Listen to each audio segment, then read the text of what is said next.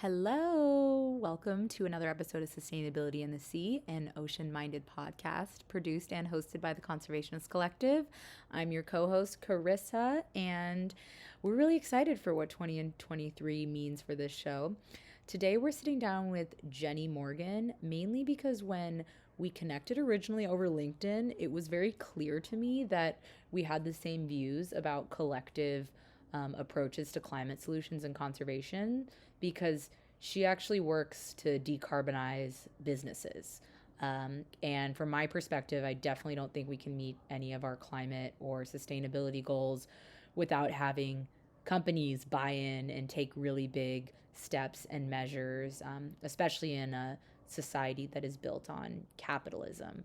So we talk about the tools that she offers businesses through her consulting business, through Tradewater, the company that she works for, and also the ways that she gets businesses to not only become carbon neutral, but reduce their emissions from a system perspective, and extend their impact past carbon credits towards, real change from within. And she really wants to work with small and medium sized businesses. So if you're one of those people or you know someone, definitely check out some of her contact information that we have in the show notes. But other than that, I hope you guys had a really great New Year's. And before we get into the episode, I just wanted to give a little announcement that the Conservationist Collective's sustainable ocean minded merch is still available. If you want to wear what you love, aka the ocean, in your everyday life. I'm actually wearing the hoodie right now, and I love it. The crop tops are definitely the softest, and I think it's a really good gift. For anyone that you love or for yourself. So don't forget about those. And we have some really big, exciting announcements. So if you want to stay in the know on those, you can subscribe to The Ripple, our monthly Blue newsletter, or our Blue text messages where you can receive insider announcements via text a few times a month. So anyway, let's talk to Jenny and hold those companies accountable. Welcome to Sustainability in the Sea.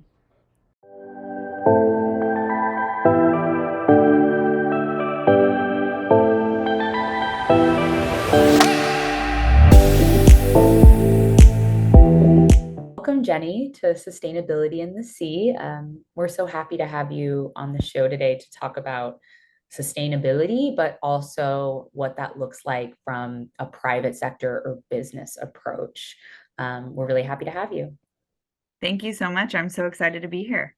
Yeah. So we have a large demographic of our audience that really wants to make helping the planet a career. And so I always like to start episodes with how did you get into this work and what do you do and how did you get there as far as your path?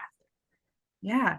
So I have a long history in events, and I was constantly trying to find ways to advance in my career within the hospitality industry.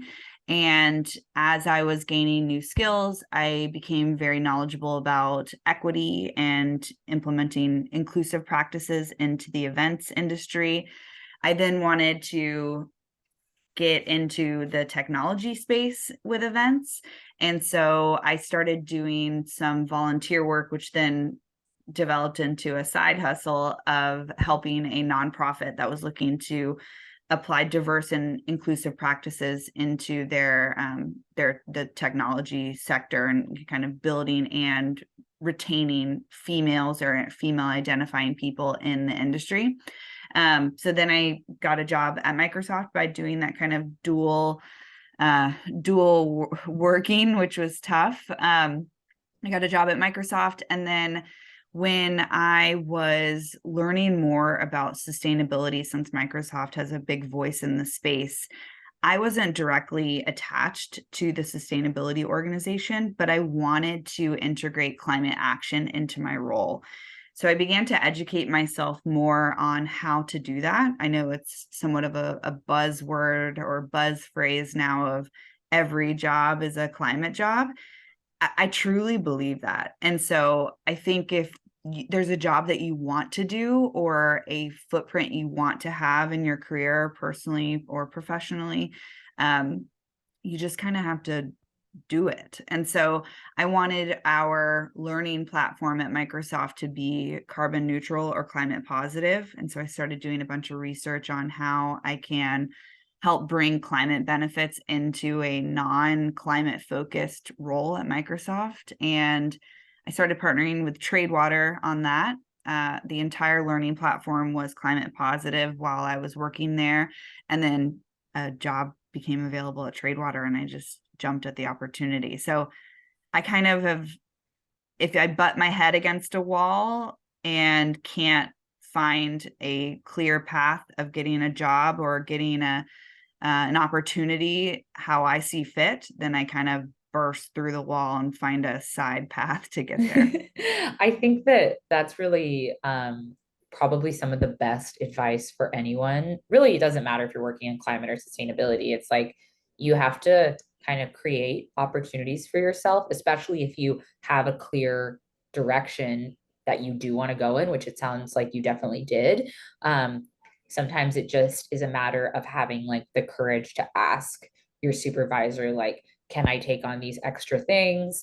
Or can I move more into this? Is this a goal for the company? And can I move more in this direction? I see myself going this direction because I did that many times throughout my career and it definitely paid off. I think it wouldn't, we can't expect our supervisors to be mind readers, right? And know what we want out of life. So that's pretty amazing that you were able to do that in a large, really large company like Microsoft.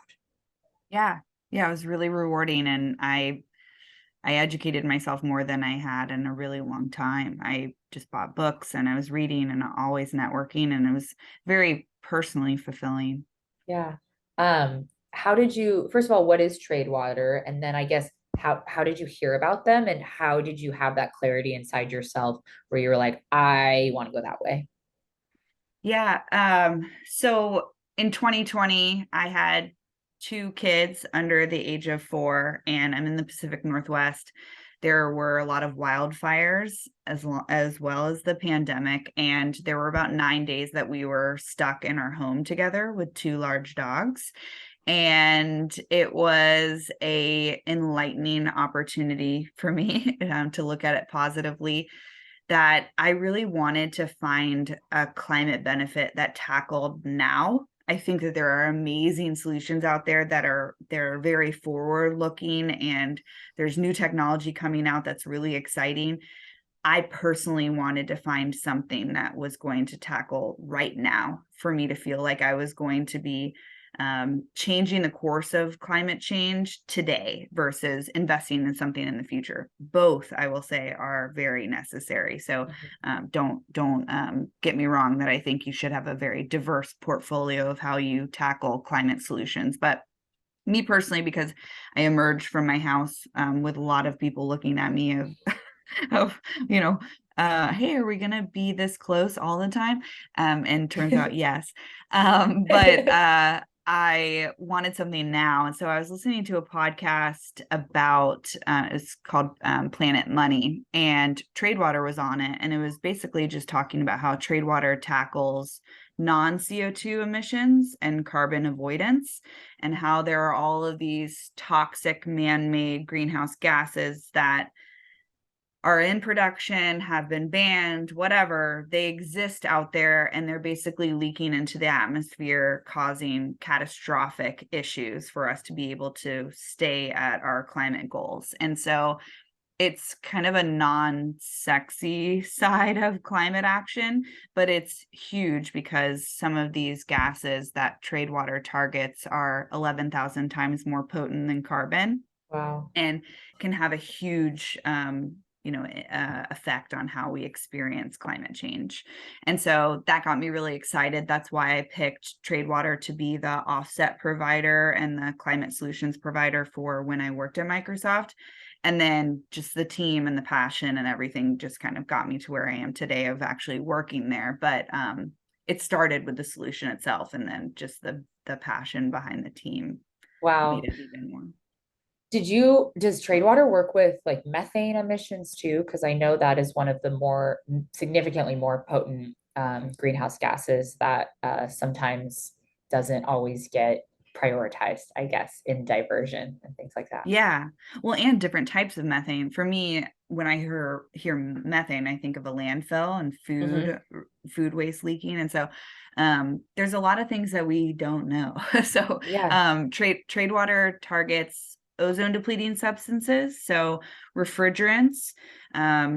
If you're, not hearing about the hole in the ozone layer and things like that, that was basically this push to ban the production of this type of refrigerant. It's basically a coolant you would find in appliances, and there are versions of them, ones that are now banned from production, that are incredibly toxic if released into the atmosphere, and they actually can't be sequestered after they're released. So we can't suck them out. We can't plant a tree to then absorb it. It's basically, once it's released, it's out there. So that's one. Halons are another ozone depleting substance. You could find those as a fire suppressant. So pretty much anywhere where you don't want a fire to start, halons were used. Those can be incredibly detrimental to the environment. And then methane, as you mentioned, is the other project source that we manage. We target abandoned and orphaned oil and gas wells. So basically, an oil or gas company drilled, they then left it there, or the company went bankrupt, and basically there's a hole sitting leaking anywhere from thousands to millions of tons of methane, which need to be plugged appropriately. And there's not really any accountability without trade water or someone like us coming in and plugging those. Wow, that's also incredible work and things that you don't necessarily think about when you think about things that might be contributing to the climate crisis, because it feels like, because we don't understand all the nitty gritty behind the fossil fuel industry, we might not realize ways in which, even if all fossil fuel companies shut down tomorrow, that there could be still so much going and contributing to a warming atmosphere. Yeah, we clean up messes, basically, is like the short version of it. It can be overwhelming. It's sometimes I find it personally challenging to have conversations like these, because I want your audience to be really excited about the climate solutions that are out there. And that's why I'm a big advocate of Tradewater's work and work that other companies are driving. It is a bit overwhelming, though, just how much we don't know that's out there, of just how much accountability is lacking for some large organizations, and things that people have just kind of forgotten or distracted the consumer from. Focus on the plastic straws, don't worry about this, and they all should be tackled together simultaneously. Yeah, it's pretty incredible that places or people like the group at Tradewater are implementing that accountability check, because it's so critical. You used a term called carbon avoidance, and would plugging a decommissioned well or something like that be an example of carbon avoidance? Yeah, if you look at climate solutions, there's typically two types of it. You're looking at that avoidance and prevention, or you're looking at removals. And so, loosely speaking, avoidance and prevention is what Tradewater is doing. Removals is something that is either a nature-based solution, or there are some technology, equipment and innovations that are coming out to actually suck carbon out of the atmosphere and get rid of it. So those are kind of the two types of climate solutions, if you want to put them in buckets like that. I like to think of it as, if we are on a boat and the boat is sinking, there's the people that are taking their hands and trying to just scoop the water out of the boat to get some of the weight out of the structure that's sinking. They're removing the water. And then there's that avoidance and prevention, actually trying to plug up that hole that's then allowing the water to come in, that's causing the boat to sink. So again, they both have to be done at the same time. I just personally gravitated towards the now. I want to plug that hole, and then we can kind of get the water out of the boat. That's awesome. That's a really great metaphor to use, because I can visualize it. Yeah. So what would, I guess, be an example of other types of carbon avoidance that you maybe work in, or maybe your colleagues work in for either the fossil fuel industry or another industry that you're familiar with? For trade water specifically, we're focusing on those ozone depleting substances.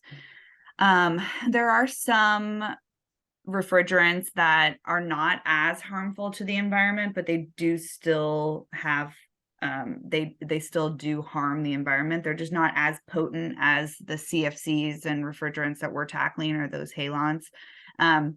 In insulation, you can find refrigerants and different chemicals that are in those foams.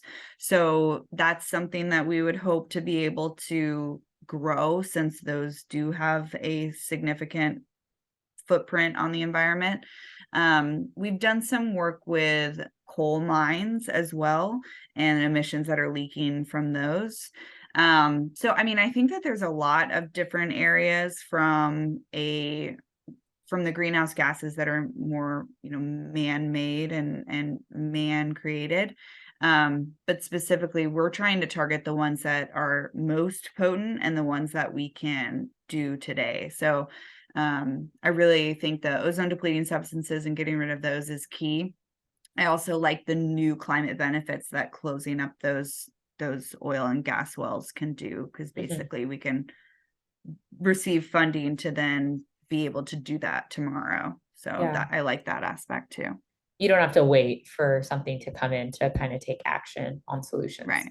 Yeah. Mm-hmm. So is your first step doing like a calculation where you figure out how much is being emitted, or is that more for pursuing like a net zero toolkit for businesses? Yeah, so we work with a lot of different types of businesses. So a large organization that is aware and knowledgeable about their footprint, they probably have either a consulting firm that they partner with that does ESG assessments and materiality assessments, and they have this entire carbon recording of what their footprint is. They'll come to us and they already know what they're looking to buy. They might resonate more with the ozone depleting substances or the methane work. They might have a specific region where we're in 11 different countries right now with active projects, and so they might have more of a personal relationship with a specific region that we're in. So we do work with organizations like that kind of know what they're looking for, and they know what their climate solution portfolio either looks like or they want it to look like. Then we have small and medium-sized businesses, and this is where I'm really passionate, because like I mentioned, I felt like when I was in previous roles, I was excluded from the conversation because I didn't have an environmental science degree, or before in my career, I didn't have experience in tech. And so it's this constant wall that I think individuals and small businesses hit. And I feel like small and medium-sized businesses have been left out of the climate conversation. They're too small to even have an impact on it. So why even include them? Which is completely false. And so we have this carbon calculator that small and medium-sized businesses can use to make it really free, accessible. It's easy to understand. You basically just need to have your expenses available to you and know what your employees are doing, flying, traveling, things like that. You can fill out that carbon calculator, and then it gives you an idea of what your footprint looks like. And then you can partner with us to purchase offsets if you'd like, and then also access our tools to reduce your footprint. So what are some things you can do with your energy usage, things like that. So I'm really hoping to grow our partnership with small and medium-sized businesses, because 90% of the economy is small and medium-sized businesses. Imagine if we all did something about that, we would take over the conversation. Yeah. And it's also, things can move a little bit quicker in small and medium-sized businesses. And so you get closer to being like, all right, we just made an impact. They're set up for success now. They purchase their offsets. Now they're going to pursue reduction. And then I can go find another medium-sized business to target on your end as an employee. What type of, and I also wanted to say, I'll put that resource to the calculator in the show notes for people who want to maybe do it for your business, or maybe you know someone who has a smaller, medium-sized business, and you can connect with Tradewater and things like that. But what I wanted to ask was, what offsetting projects do you use? As far as, do you have a variety of options, or do you mainly partner with like one or two third-party organizations? So we're verified. So we've worked with the American Carbon Registry, Vera. Most of our projects are now on the American Carbon Registry. So we go through that triple verification model so that our offsets are deemed high quality. For those that aren't familiar with the space, there's a carbon market that you can go into and purchase credits from there, offset credits. And you're basically going through this tool to allow yourself to know that there's trust in what you're purchasing, that this climate solution actually exists, that they are, doing what they're saying they do, and that all the accounting is done appropriately. So right now, our projects are on the American Carbon Registry, and then we also are in the compliance market. So basically, if there are organizations that just want to work directly with us and not purchase offsets through the market, they can work with us directly as well. One of the things that I really pride ourselves on with that is that we still go through that verification model. So we hire a third-party verifier to still go through that, so that no matter where you're purchasing Tradewater offset credits from, they're still going to have that accountability that you've grown to trust. So that's something that I think people are starting to know a bit more about the market and what offsets are, but I think that there's a lot of education that's still needed for those to kind of know, because there's, greenwashing and things like that that kind of make people feel a little hesitant on purchasing things, since there's been a lot of things in the media about people not being completely honest about what they are doing. Yeah, no, it's comforting to know that there is a verification process behind it, and that people can go like check that out, which is great. I'll also link that market in the show notes. But if folks are, maybe you're a medium-sized business and you pursued offsets, you're reducing your overall private footprint as a company, is there another option to kind of get rewarded for the environmental measures that you take? I think you mentioned B Corp certification is a space that you also work in. Yeah, I'm familiar with the B Corp certification. I had a consulting company for a bit while I guess I am obsessed with having two jobs, I guess. I think the realization is coming out right now. But I had a consulting company while I was working at Microsoft, just because, again, I wanted to change that narrative that it's not just nonprofits, it's not just government. Business can have a huge impact on climate change.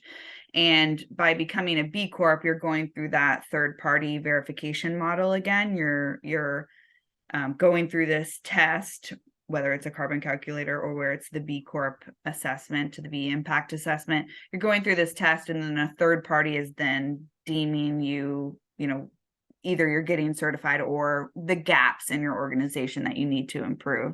And so if someone's gone through the carbon calculator, they're really passionate about their environmental footprint and they've offset that. Now they're looking to go even more broad.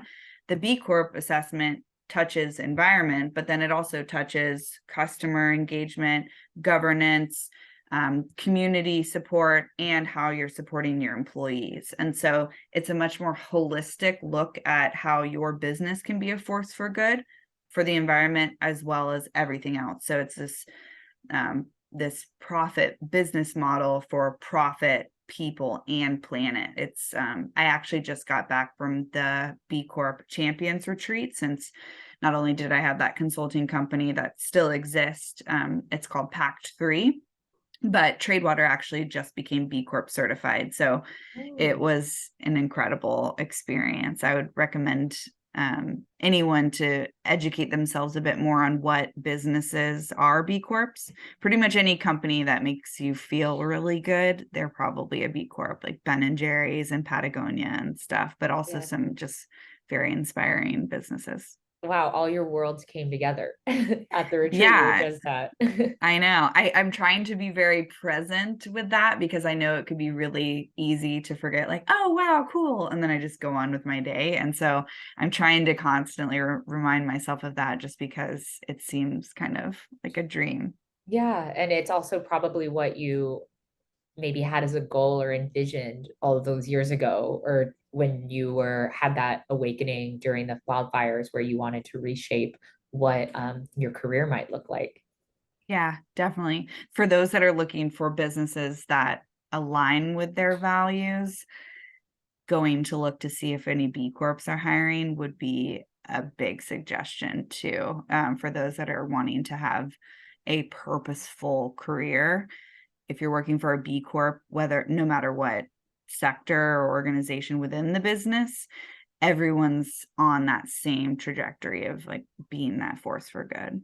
Yeah, they have a pretty expansive directory of businesses at this point. I don't even remember when it came to become an option to become B Corp certified, but I feel like they have such a strong and reputable understanding by nearly everyone. Like you saying, like, yep, just if you're there B Corp certified, like that's a good starting point to find a purposeful career. Like that integrity of their reputation must have taken them so long to get to that point.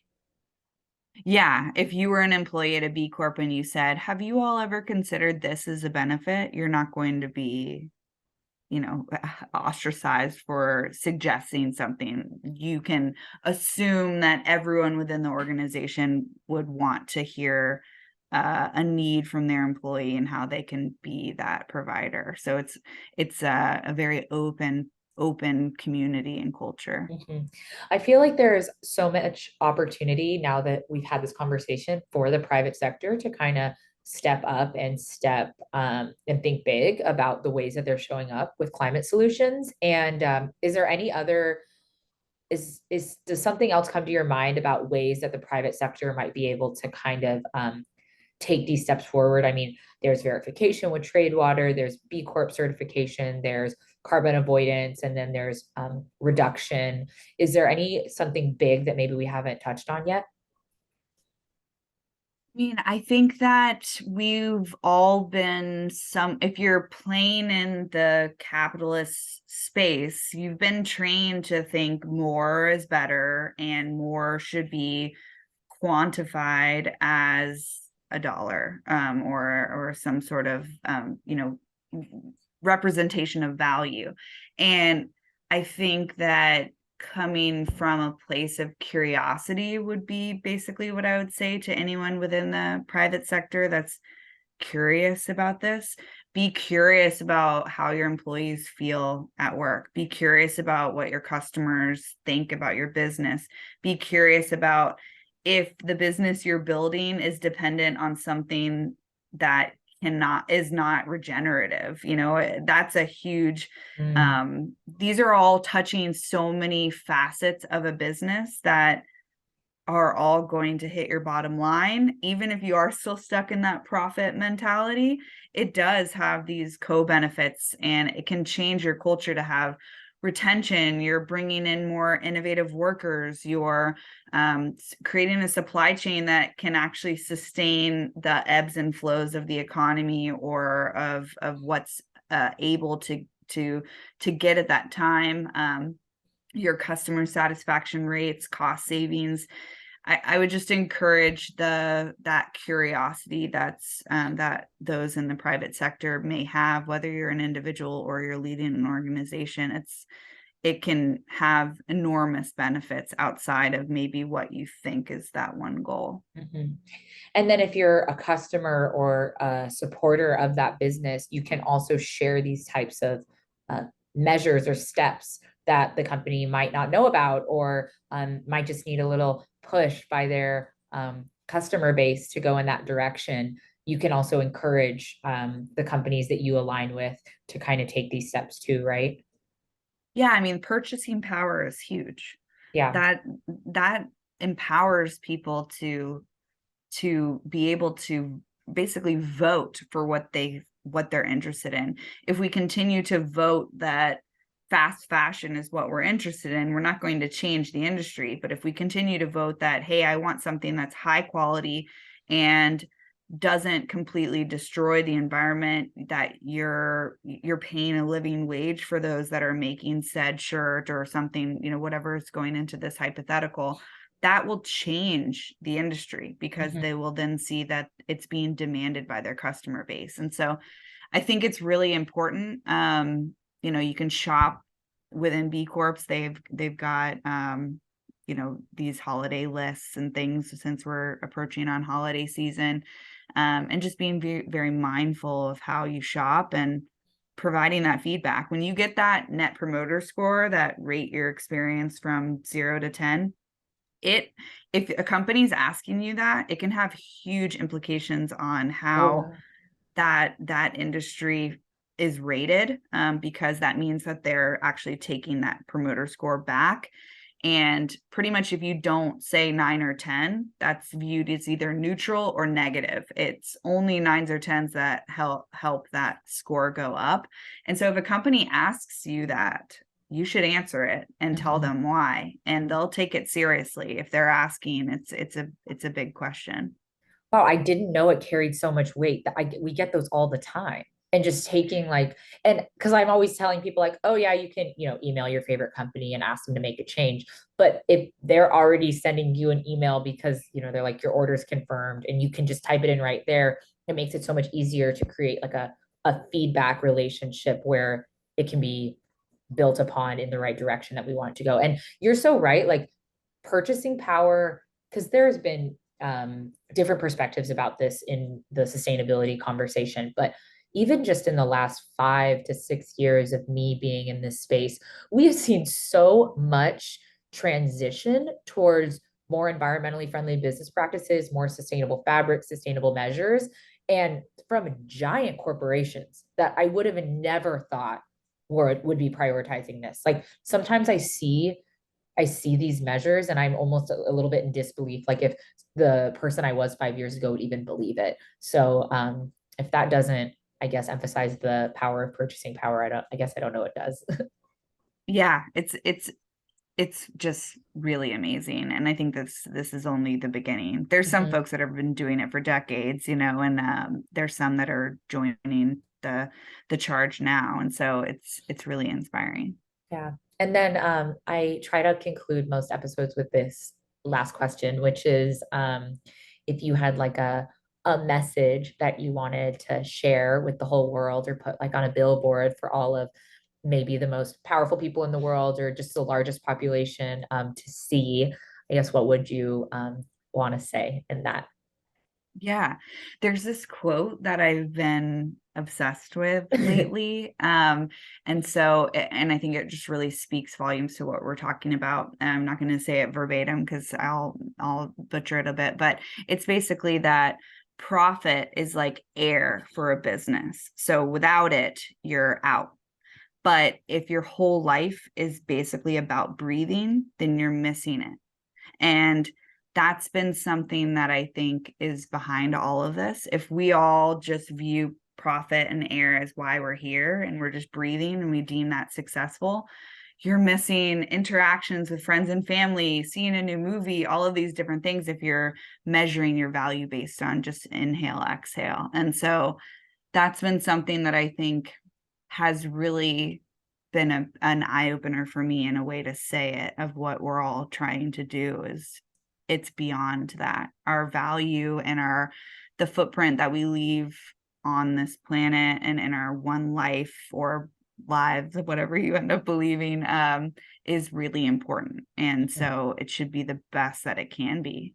Yeah. And that's so beautiful. I never heard that quote before, but as someone who runs a small business and has a very complicated relationship with profit and capitalism and things like that, um, all of the most rewarding pieces of running a business have really nothing to do with profit. And Yeah. I can really see that. And I'm sure that's a really strong message that you can bring to potential clients and businesses that you work with, because I think anyone who's in a leadership position can see that perspective when it's framed that way. Yeah. Thank you so much for coming on. Yeah, thank you so much for having me. I love the podcast and I'm just inspired by your audience. I'm always around. I'm on LinkedIn and email and everything. And so happy to chat with anyone that's just interested in what we've talked about. Yeah, I'll put all of Jenny's contact information for easy access in the notes below, and you should check out the work she's done and the work that she will do. So thanks for coming on Sustainability in the Sea. Thank you.